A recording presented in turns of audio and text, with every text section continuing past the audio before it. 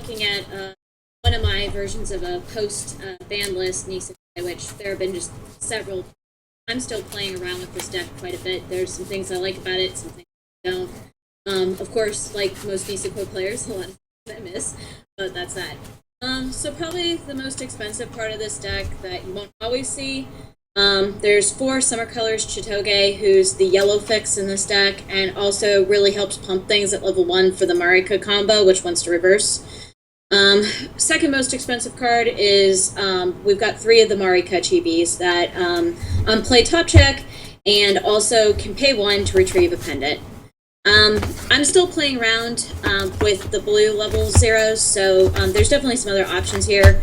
I've got 2 of the Brainstorm Marikas. She's great to pump something for plus 1,000 on attack and gets you out of sticky situations, as far as like you hit too many climaxes early or you have some left late. 3 of this Onodera. On play, when you have 2 pendants in memory, you can pay 2 to search for, or pay 1, I'm sorry, to search for a character. And she also gets pretty big on your opponent's turn. She gains plus 2,000 if they have 3 or less characters.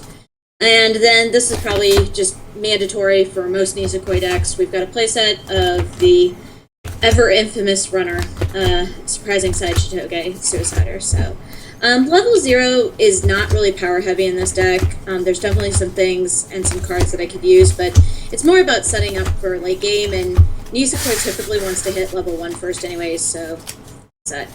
At level 1, by the way, there's 16 cards at 0, sorry. Level 1, 3 of the top check, hand filter, and can become a Suicider, Marika Tilting Head. Pretty common in most Nisekoi builds. We've got a playset of the Marika that combos with the Gate to salvage, which everybody has seen.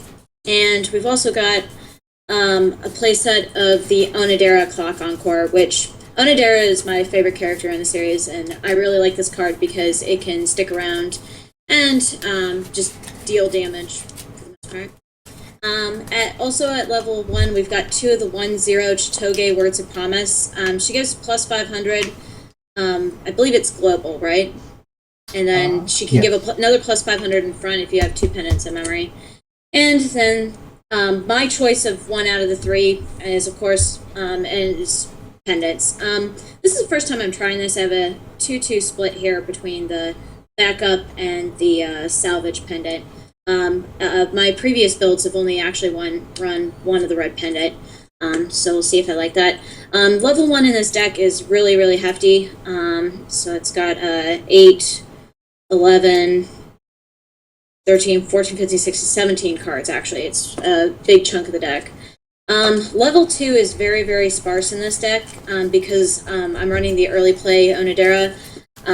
So I actually at level 2 only have 2 cards, which is 2 copies of the Marika Level Assist.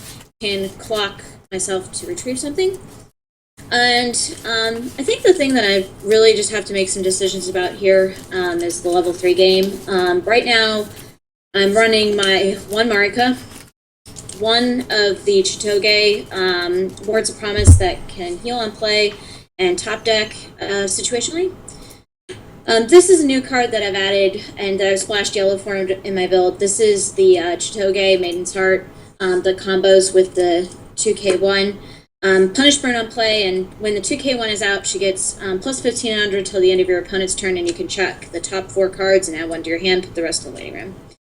And then my level 2, level 3 game really revolves around Onodera, my favorite character, who comes out early and can search and just set up for late game, if I'm lucky enough to get 2 pendants in memory. So, climax combos in this deck are a 2 split. I've got 4 of the Diary 2K1 and 4 of the Gate Salvage for the level 1 game Marika.